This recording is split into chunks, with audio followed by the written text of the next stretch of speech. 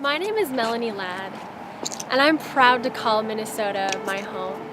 I was born and raised in this beautiful state, and about 9 years ago I moved to Duluth, a scenic city stretched out along the western tip of Lake Superior. I moved here to attend college at the University of Minnesota Duluth, and some of the best years of my life were spent at this wonderful institution. It was here that my perspective began to change. I began to develop an awareness of others' needs and started to realize that oftentimes my life had been focused on my own wants. I learned that reaching my full potential was going to be less about chasing goals that were self-focused and more about putting others' interests above my own. This young girl lives in the village of Bidagane, Ethiopia. She holds 2 bottles of water. The bottle on the right contains dirty water collected from a contaminated water source nearby. The bottle on the left contains clean water from a recently drilled well funded by an organization called Community.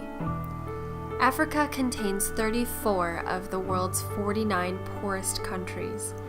Each day, many African women walk an average of 6 kilometers to the nearest lake or river to fetch water for their families. They carry the water in jerry cans that typically weigh up to 45 pounds, and because the water is dirty, their children often get sick. Sadly, a lack of basic necessities like clean water isn't a problem that's limited to faraway villages like Bidagane. It's a problem that shows up in places much closer to home.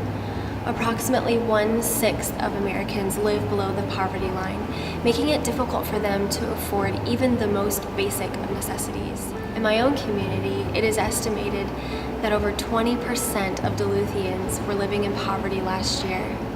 Whether we're talking about Ethiopia, northern Minnesota, or even your own community, the need is great and the need is everywhere. The building behind me is the Damiano Center, located in the heart of downtown Duluth, one of many places in the city where people who lack food or clothing can have their needs met. Being involved with organizations like the Damiano Center and Community, which raises funds to build clean water wells in places like Bidagane, has helped me find ways to give back to those in need, to use the blessings I've been given to be a blessing to others. But what can one person do?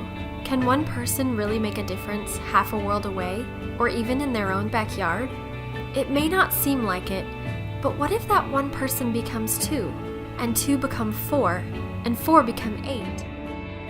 Differences are made when those who are passionate for a cause share their passion with others and convince them that it's worthwhile to lend their resources to that cause. This is what appeals to me about Miss Nationwide. It enables someone to share their passion with a much larger audience. In this way, instead of one person with limited resources, you have an ever-growing group of people committed to serving others, and their efforts are multiplied. Service to others is at the heart of my endeavor to become Miss Nationwide. I hope to set an example of service, and in doing so, bring positive attention to the Miss Nationwide pageant. This organization has extraordinary capacity to motivate young women to reach their full potential.